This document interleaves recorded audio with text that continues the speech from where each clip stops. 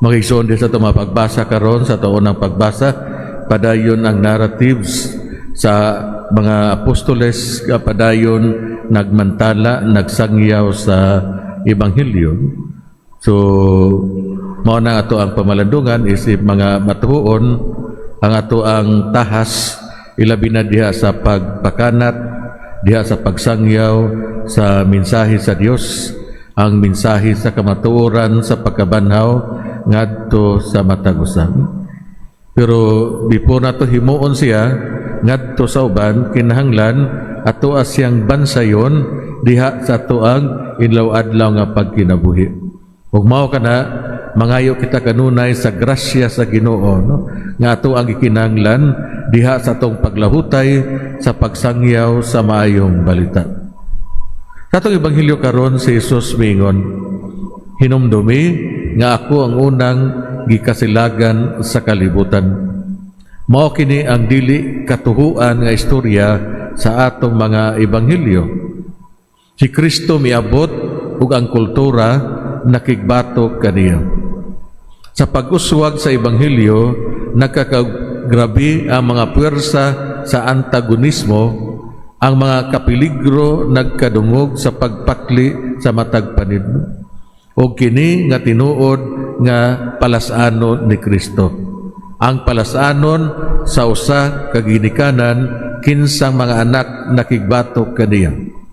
Perhaps ang matag usa kanato nakasidati ning maong palasanon gikan sa pagsalikway sa mga mahal nato sa kinabuhi or gikan niadtong wala mutuo kanato. Si Kristo misugod nga maisugon ug mahigugmaon siya nga midawat sa maong palasanon, wala siya mo reklamo. Perhaps nangayo siya og panabang sa amahan para sa sayon nga paagi.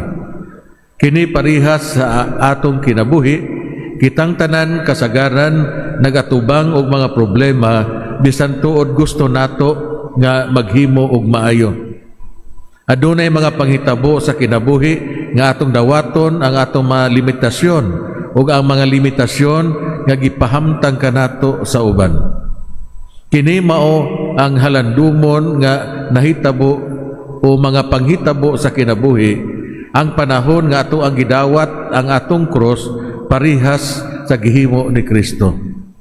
Ang maong pagdawat dili sayon, pero sa susamang oras kini nagpuno sa atong mga kasing-kasing uban sa lawom nga kalinaw ug usahay bisan ang kalipay, no? So mao kana siya makaigsunan, no? Ang pagdawat sa maong mga cross kini magpuno sa atong kasing-kasing sa kalinaw o kalipay. Maman gani sa kasinatian sa mahal nga Birhen Maria, sa dagan sa kinabuhi ni Hesus ug ang mga pulong ni Hesus usahay iyang buhian ni Hesus ngadto sa iyang inahan ug sa katilingban, dili kayo masabtan sa mahal nga Birhen Maria. Pero unsa iyang gihimo? Wa gyud siya mo reklamo, kundi gipatidlong niya diha sulod sa iyang kasing-kasing, gipalandungan niya diha sa iyang kasing-kasing, nagampo siya. So mga igsuon, kining maong mapaubsanon ug maampuon nga kinaiya sa mahal nga Birhen Maria, mao'y usab unta ang atong sundugon sa atong inadaw-adlaw nga pagkinabuhi. Bansayon nato ug magpaubos kita ug magmaampuon matag adlaw nga mahimo siya nga hiyas sa ato ang kinabuhi matag adlaw, no? Mugamot siya, no? Ang atong makaunayon nga paghimo nini mugamot siya sa taghatag sa nato kinabuhi. Although tao ta prone gihapon na ang tentasyon sa paghimog mga pagsupak ngadto sa Dios, pero sa ato ang pagpaningkamot nga ato siyang puy-an buhion matag adlaw sa ato ang kinabuhi mugamot gayud siya. Kung mao kana mangayo kita sa pangama sa atong mahal nga Birhen sa Reglan, nga unta ubanan kita niya diha sa atong mga pagpaningkamot sa pagpuyo sa usa ka matarong nga kinabuhi. Human sa atong pagdawat sa cross, atong masinati ang bag-ong kalig-on, ang bag-ong kaisog ug ang ato ang imahinasyon mosilaog. Ang gugma sa kanunay mangita og mga kasulbaran. Si Kristo wala muhunong sa pagpangita og mga pamaagi aron makalusot sa kultura.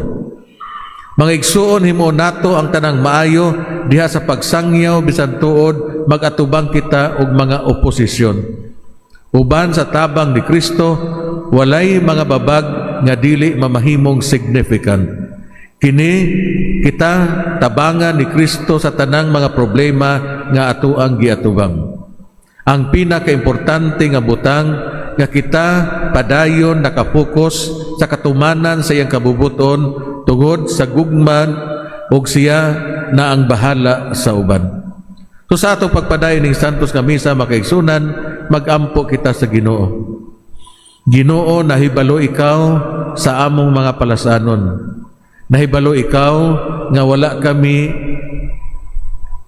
kami makatulog sa mga problema nga amo ang giatubang. Anaa ang mga kabalaka.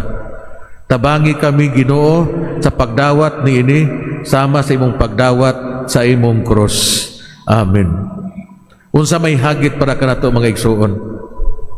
Muhunong ako sa pagreklamo ug atong tanawon kanunay kung unsa may atong buhaton aron paghupay sa mga gipas-an ug mga pag-antos sa uban. Hinaot unta. Maindog palihog para sa katilingbanom pagampo.